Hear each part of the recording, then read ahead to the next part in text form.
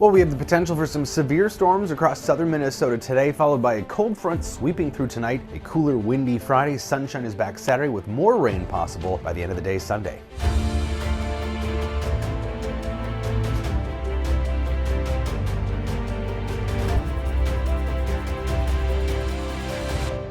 So we have a slight risk, level 2 out of 5 of severe weather. First time this season we've really seen this large of a chunk of the state in a slight risk for severe storms, right up to the South Metro, with a marginal risk right through the Twin Cities, almost up to St. Cloud. We've got a pretty potent low pressure center just to the west of the Twin Cities. And a lot of clouds filling in ahead of this warm front as dew points increase. So that could be a hindrance to some of our severe potential here later today. You want as much sun as possible to mix up the atmosphere as much as possible. These are forecast soundings from the high resolution rapid refresh model, which is maybe a little too warm. It's got us in the mid 70s by 3 p.m. But pay attention to the dew point. That's 49 at that point. And that's going to be key. We're going to need more moisture in order to destabilize the atmosphere. As you add more water to the lower atmosphere, that allows a parcel of air to become more buoyant to produce thunderstorms. And some of the models do have those dew points reaching the low 60s, which would be adequate moisture. But the most spin in the atmosphere to produce rotating updrafts, tornadoes, really are going to be across Nebraska and Iowa.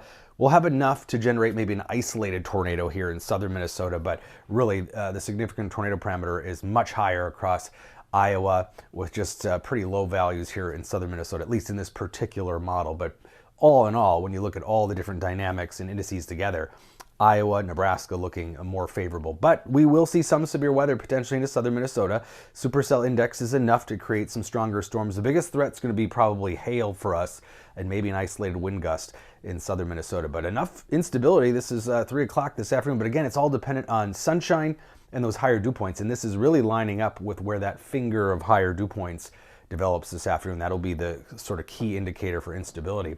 And we can also look at the updraft helicity tracks, basically updraft tracks. Those are more intense across Iowa, though we do have some stronger cells potentially with some of those updraft tracks here in south central Minnesota too. So we've got that slight risk. Isolated tornado risk, 2%, but again, highest here right around the Omaha area. But a pretty large percentage probability here for hail, 15% category there, and maybe some isolated wind gusts. So as far as timing goes, storms could pop here right in the mid-afternoon time frame. This is 3 p.m. And then more storms kind of filling in a line here ahead of that cold front. This is 7 p.m. and then those storms will continue to track to the east. Then we'll largely get a break late in the night into the morning tomorrow, but we're going to see kind of a secondary wave of energy come through, producing just rain showers by tomorrow evening. And yes, that's snow. Again, you see in northern Minnesota. It doesn't look significant, but probably some snow showers tomorrow night into early Saturday for the northern part of the state. It'll stay warm enough for liquid here. But then another system's coming through Sunday. That'll bring another chance of showers by the evening. Most of the day should be dry. And then that'll pull out of here Monday. But then we'll be watching to the west for another system to come through here Tuesday into Tuesday night. So kind of an active pattern here over the next several days, but a break for the most part for the bulk of the weekend, especially Saturday should be sunny. A little cooler than normal by a few degrees, but not bad, 55.